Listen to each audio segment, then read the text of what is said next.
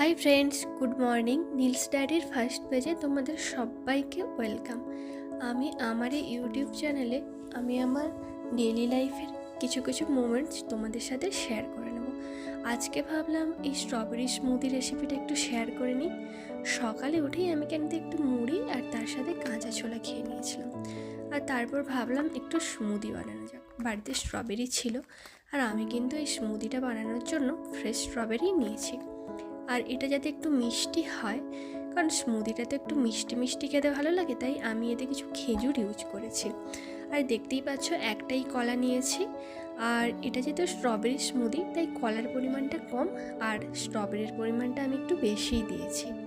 আর সাথে আমি নিয়েছি দুধটা কিন্তু আমি ফ্রিজে রেখেছিলাম, তাই এটাকে একটু ফুটিয়ে নিয়েছিলাম, কারণ আমি একদম ঠান্ডা দুধ খেতে ভালোবাসি না, তাই এটা ফুটিয়ে আমি ঠান্ডা করে নিয়েছিলাম। আর এটাকে যখন ফোটাই তখন এতে কিন্তু আমি খেজুরগুলো মিশিয়ে দিয়েছিলাম। এটা ফোটানোর পরে দুধটাকে কিছুক্ষণ রেখে দিয়েছিলাম যাতে ঠান্ডা হয়, আর এই খেজুরের বীজগুলো ছাড়িয়ে নিয়েছিলাম।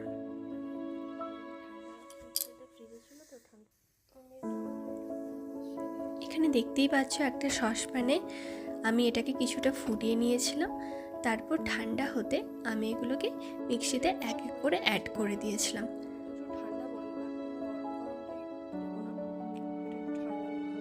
আর এটা কিন্তু খেতেও যেরকম টেস্টি, আর আমাদের জন্য এটা কিন্তু অনেক পরিমাণে হেলদি। আর এখানে দেখতেই পাচ্ছ আমার স্মুদি পাই রেডি হয়ে গেছে। তোমরাও চাইলে কিন্তু এইভাবে বানিয়ে নিতে পারো স্ট্রবেরি স্মুদি। আর রেসিপিটা কেমন লাগলো আমাকে কিন্তু অবশ্যই কমেন্ট করে জানিও। আজকের মতো টাটা।